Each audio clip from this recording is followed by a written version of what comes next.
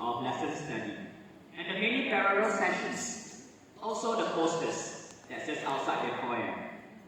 And as you look back, you would remember some of the important things that have been spoken about.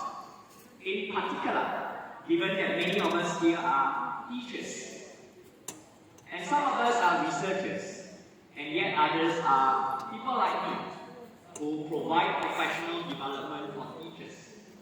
I'm sure each of us will contact each with slightly different things from the other. For this session, I would like to focus on professional development. In the first keynote, you would remember how Catherine Lewis surveyed the field. What has happened so far? And over the next few days, I'm sure you have seen quite many examples of it. In the second keynote, we heard how technology might be injected into enhancing lesson study. In the third keynote, Professor Stefan was telling us about the kind of things teachers talk about. And in one of the plenary, the focus was on writing.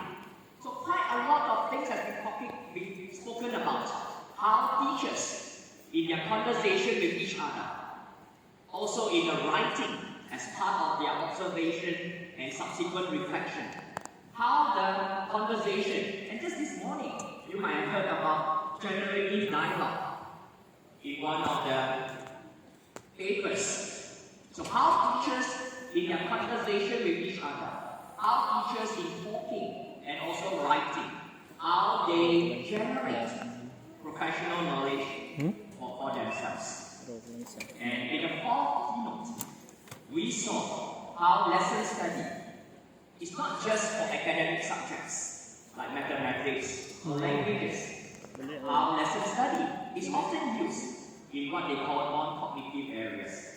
So those were the four keynotes.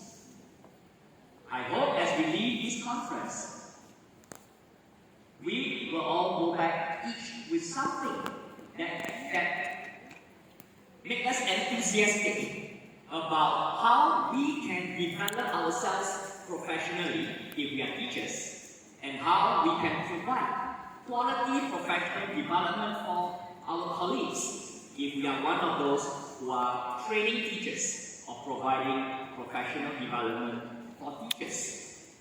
As we all know that teachers play a central role in providing quality education, I suppose professional development of teachers is of paramount importance.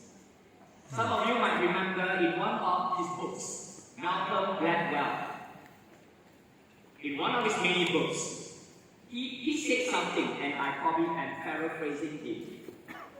You are better off with a good teacher in a big class than with a lousy teacher in a small class. The teacher effect outweighs the class size effect. You are better off with a good teacher in a lousy school than with a lousy teacher in a good school. The teacher effect outweighs the school effect. And he went on to provide some data that he kind of curated from the world of education. Some of you might remember that book by Malcolm Gladwell.